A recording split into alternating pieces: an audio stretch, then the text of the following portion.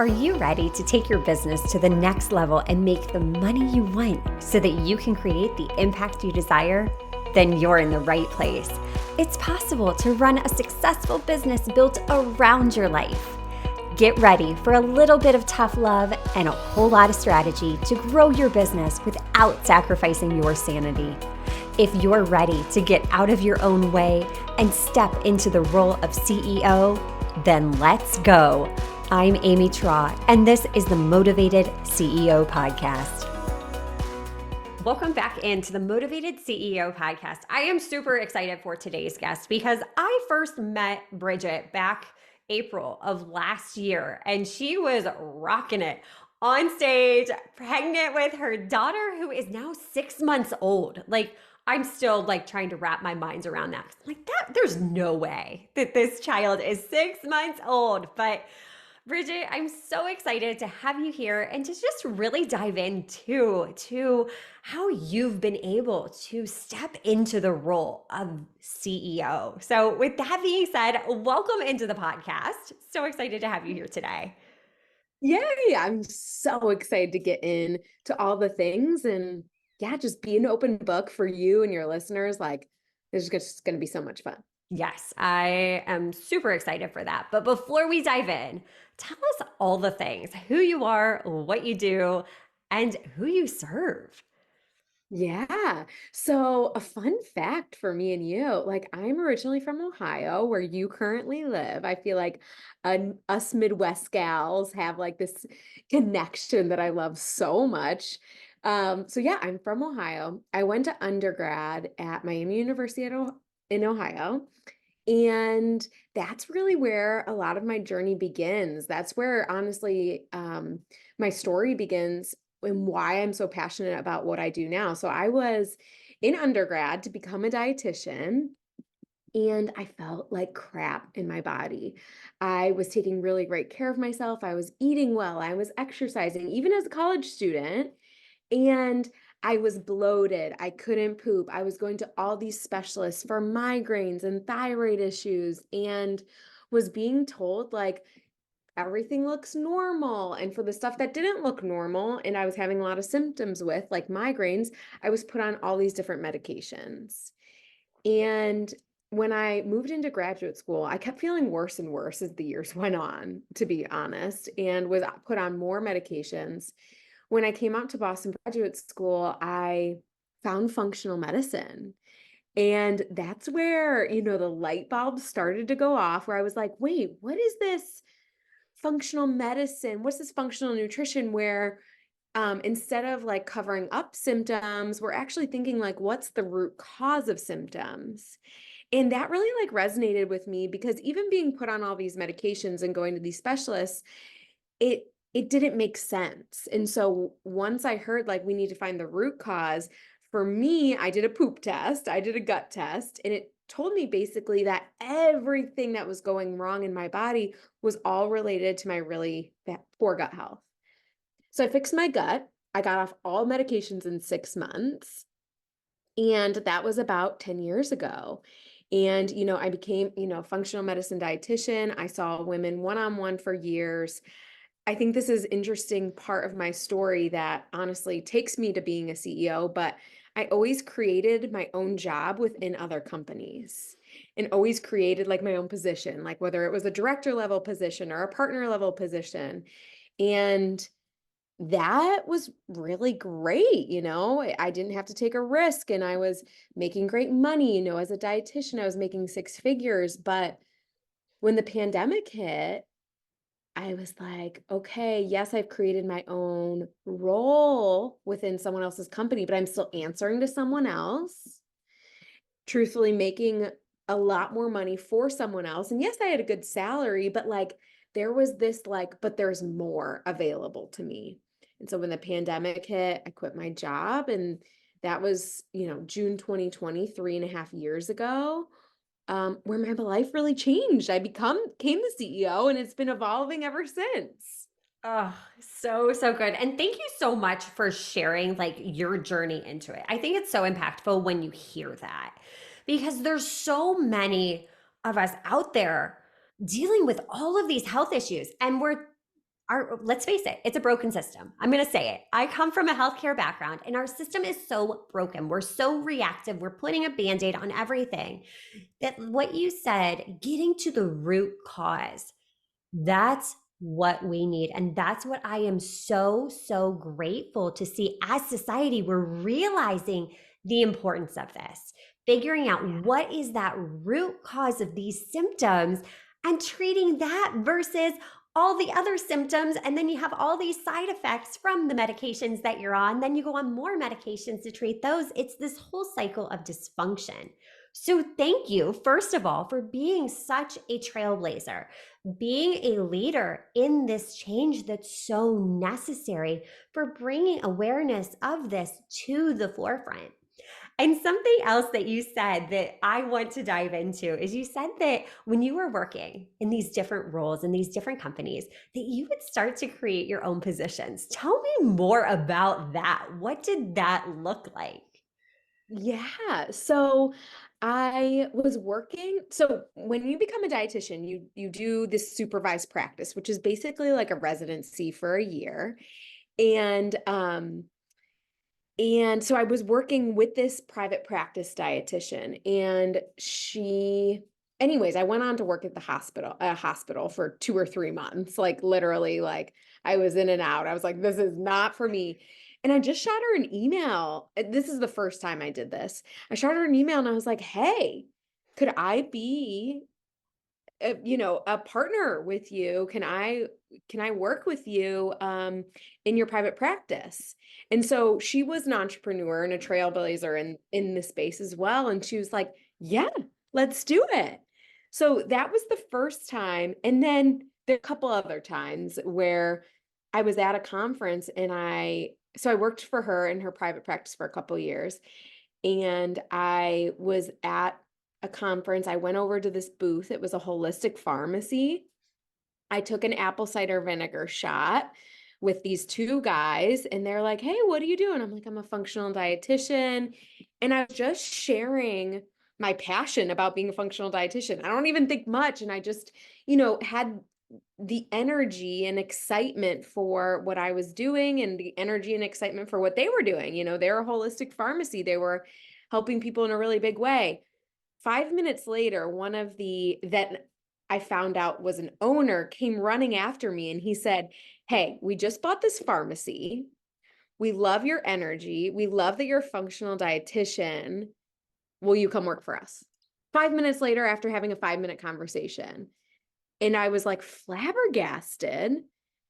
Anyways, came to create my own director level position within that holistic pharmacy and grow that company a lot. But that wasn't even like super intentional. I think, the first time I did that was super intentional. Like, hey, let me come work for you.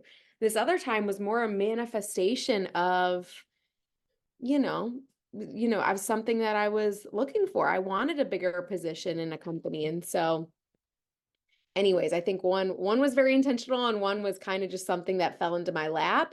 But because I was open to it and just energized about what I was doing, it fell into my lap and it was really great.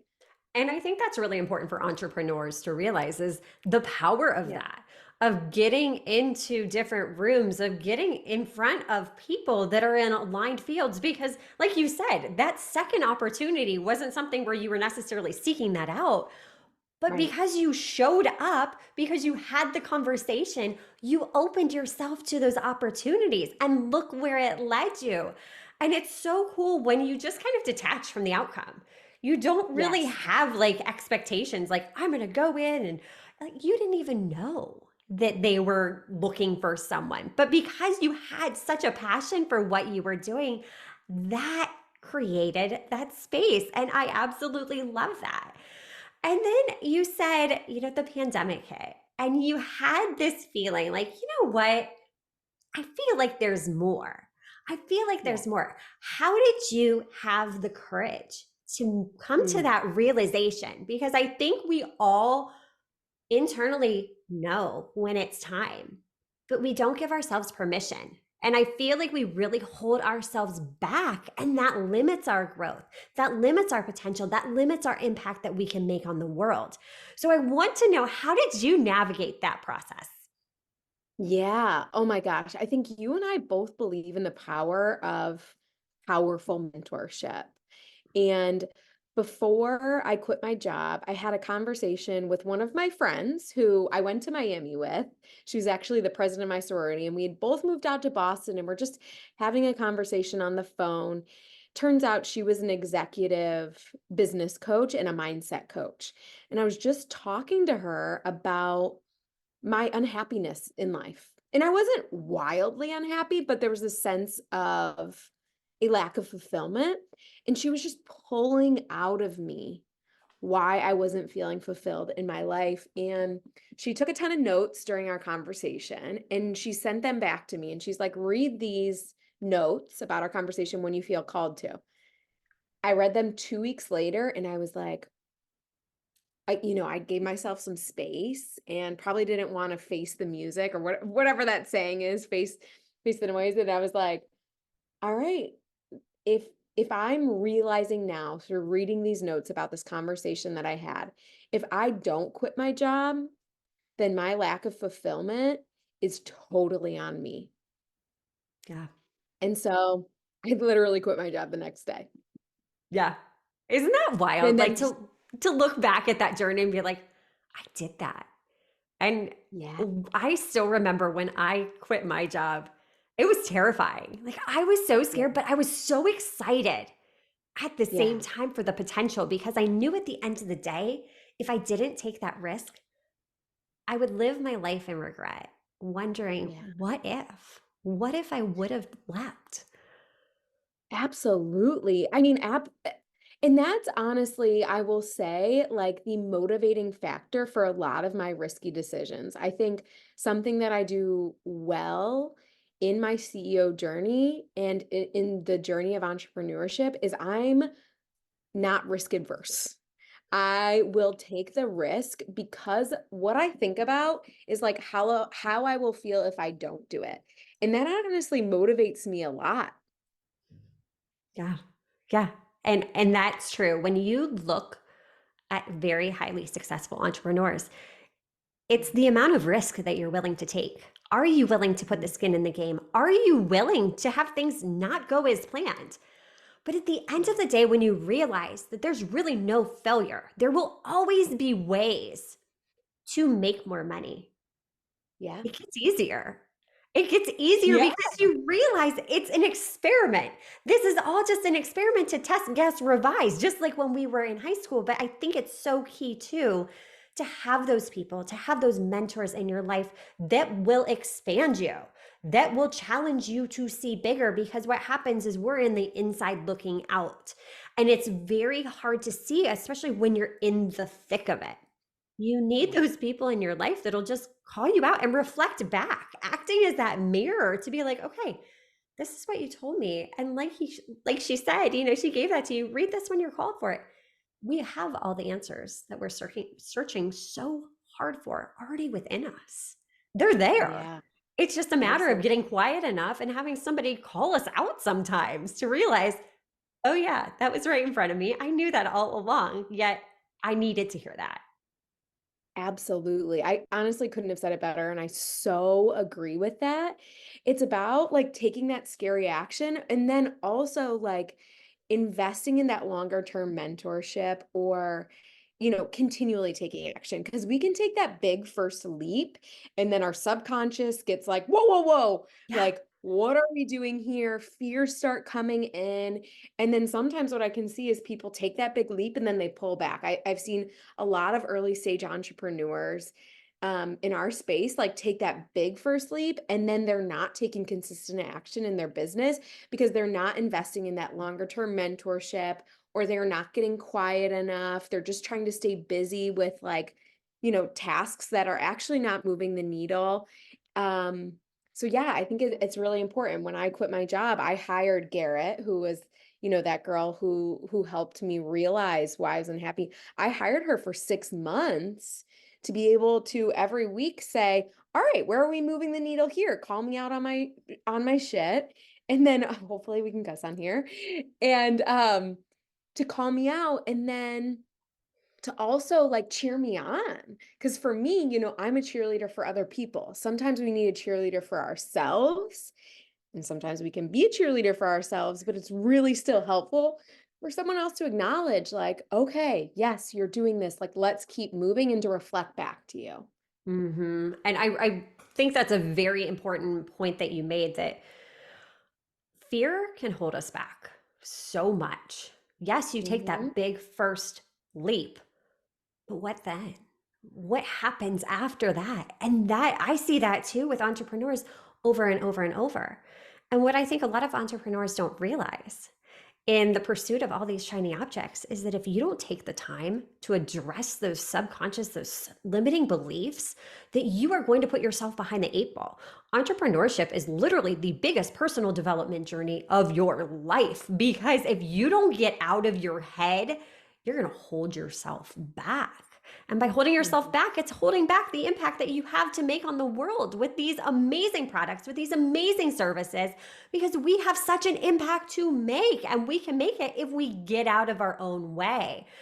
But you need others along there on the journey. You need to be willing to ask them for help. Like, hey, you know what? I need you to call me out. Like, Mhm. absolutely. You need those people that will call you out, because you don't know what you don't know, right? And if you don't know that you're performing these self limiting behaviors and self sabotaging behaviors, it's really going to be an uphill battle at the end of the Yeah. day. So you need to have those people in your life that will call you out. So I want to know, you're growing this company and it grew fast for you because there's such a need for that. How did you Mhm. navigate the process of going from, okay, I have this vision, to actually executing it and building out this company? Yeah. So since I've been an entrepreneur, I've scaled two different companies. And when I Mhm. quit, my job, I took, I was a functional medicine dietitian helping women fix their gut. I took that service online. That was the first service I took online. It was just one-on-one coaching. And then we started our group program called the Gut Fix, which we still run, 3.5 years later. So I was really a services brand. And that was very easy to scale, to be honest. It's high ticket. I was charging 6,000 to like $12,000 for a coaching package. And that was really easy to scale. And we hit our first million in 16 months. And then I was like, okay, let's add something else to the mix. Let's start Gut Personal. And Gut Personal started as just supplements. And then recently, actually a year ago, we combined companies. So now Gut Personal is not only supplements, personalized supplements, and it's now services too. And so, how I've evolved as being a leader in scaling, I've had to pivot a lot. I knew for me, my skill set in being a dietitian, it was very easy to scale my services. But when I'm trying to scale a magnesium powder that's $40, it's a very different skill set. It's a very different strategy. You know what I mean? Like, I could hit my first million in 16 months with the services company with not that many clients. And while that was wildly successful, my success with the supplement company has almost felt, gosh, like I've worked a lot harder for that first million. And it funny enough, we hit it in 16 months as well. Like I always say, like scaling supplements has been so much harder. And then like universe is like, yeah, but you're gonna hit your first million in 16 months again. So it's required a lot different skill set. It's required a lot of choosing faith over fear. Um, it's been a lot of learning new things. I listen to direct to consumer physical product podcasts constantly. I'm like constantly learning and evolving. Um, but at the end of the day, what being a CEO means to me is being a leader. And as I've grown my team, that's required me to be a better leader. And I think, even in the past couple months, I've had to make a lot of really hard decisions um, as our company is evolving. And that have made me a better leader because they were really like the most hard conversations I've had and the hardest decisions I've ever made in my life um in the last couple months. So I feel like my being equipped to be the CEO and a leader in this company is like skyrocketing because I'm like, okay, I made the hardest decisions ever. I've had the hardest conversations of my life being a CEO of this company. And it's all for the mission. It's all for the mission of we need to help more women feel amazing in their body and also give our investors an incredible return on their investment and do what we said we were going to do, which is scale this company to sell. That's such a beautiful thing because when you're so clear on what that mission is, then you Yeah. can truly step into that role of CEO because now you're basing your decisions off of, okay, is this getting us closer to achieving our mission or is this taking us on a detour? I Yeah. absolutely love that. So, so good. Bridgitte, you are amazing. You are such a trailblazer, making changes for so many people. How can we get into your world, learn more about Gut Personal? You guys just released a new product. You have a prenatal. Now, was that inspired by your own pregnancy journey? Tell me all about that. Oh yeah. Yes. Oh my gosh, I'm literally getting goosebumps because it's still like kind of surreal. Yeah. So yeah, we launched a prenatal this week. It's a prenatal and a postnatal, and it's a great multivitamin for women. So you don't have to be pregnant to be taking it, but um it's just I was pregnant and I had a lot of morning sickness. And actually, it was all day. So let's just call it all day sickness for my first trimester. And I had to take more vitamin B6. And I was like, okay, I'm taking the top of the line prenatal right now, but it only has 20 milligrams of vitamin B6 when we can, the minimum to support morning sickness is 50 milligrams. And I was like, that's weird. Why wouldn't it have more support for a problem that so many women have? And then it was 8 capsules, and I was like, 8 capsules feels like a lot. And it had, too much magnesium in it. And then I was like coming up with all these like ideas. Well, if I were to formulate my prenatal, this is what I would do. And I was kind of just like brainstorming that. But then to be honest, a lot of identity um, problems came up for me where I was like, we are a gut health company. Now we're going to come out with a prenatal. We do gut testing. Now we're going to do hormone testing.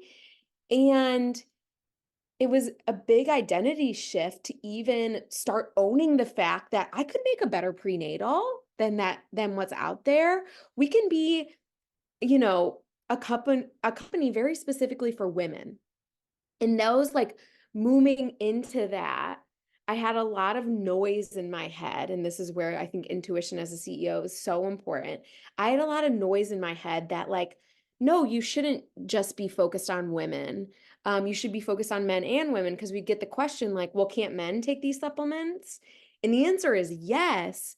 But our mission is really supporting the matriarch of the family and then also supporting the family. But first, the mama needs to put her oxygen mask on.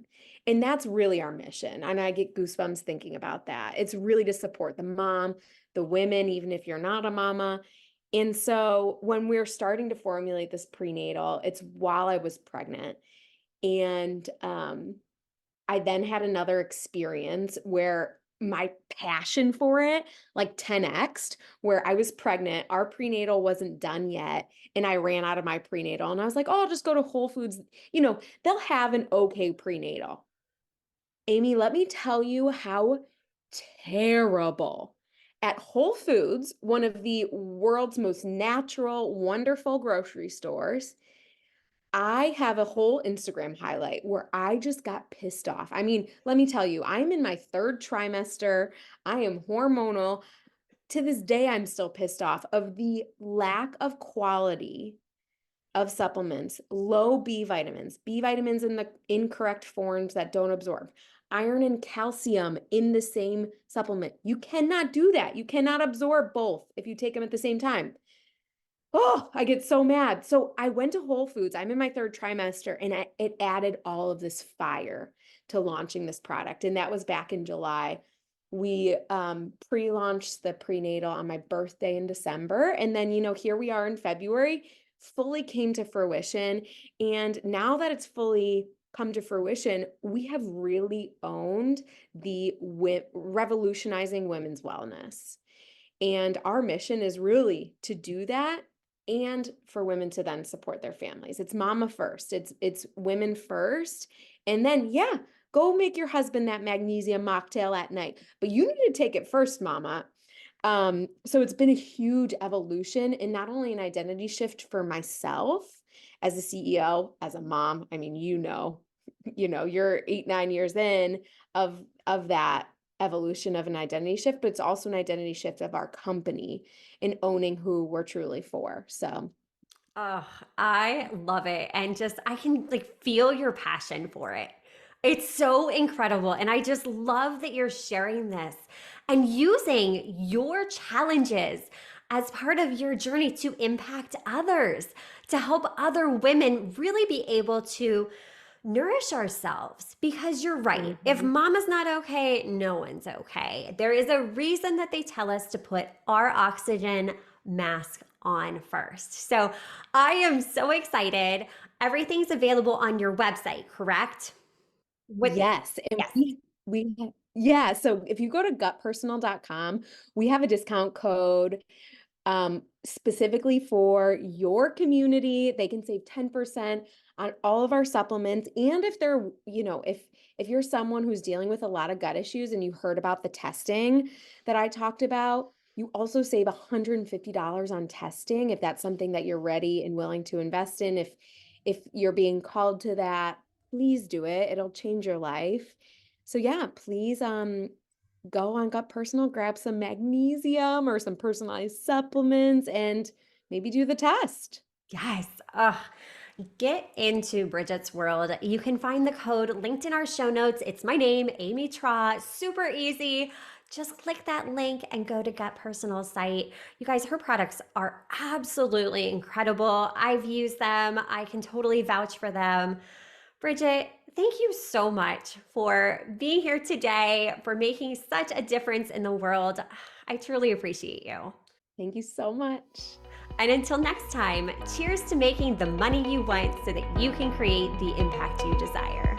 Are you loving what you're hearing? Do us a favor and hit that subscribe button so you don't miss an episode.